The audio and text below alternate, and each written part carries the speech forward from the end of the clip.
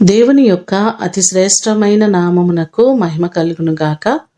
ఈ ఉదయకాలము మీకందరికీ వందనాలు తెలియచేస్తున్నాను.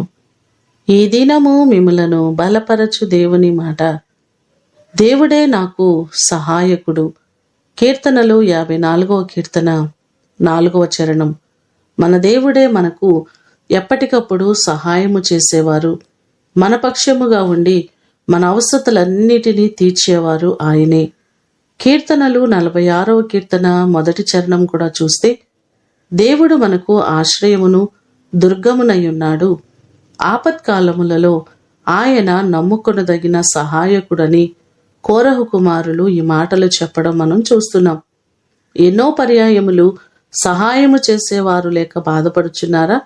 దేవుడు తప్పకుండా మీకు సహాయము చేయుటకు ఆయన సిద్ధంగా ఉన్నారు. ఆయనే సహాయకులు, ఆయనే మనలను నడిపించేవారు.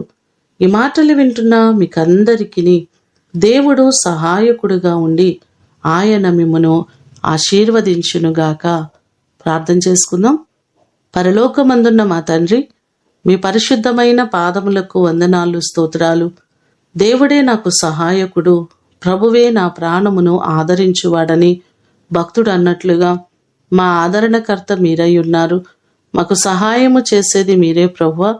నీ కృపచేత మా ప్రియులెల్లరినీ జ్ఞాపకం చేసుకొని ప్రతి వారికి ఆపద కాలంలో, కష్టకాలంలో వారికి మీరు తోడై ఉండండి.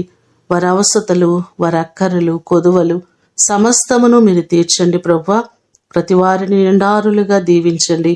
ప్రతి వారికి మీరు క్షేమాన్ని మీరు కలుగ చేయండి. మనుషుల సహాయము వ్యర్థము.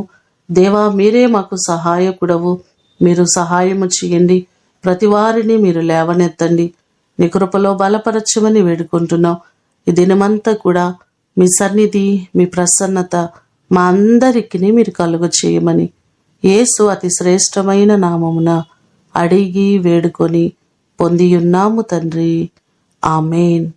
దేవుడు మిమ్ములను దీవించునుగాక.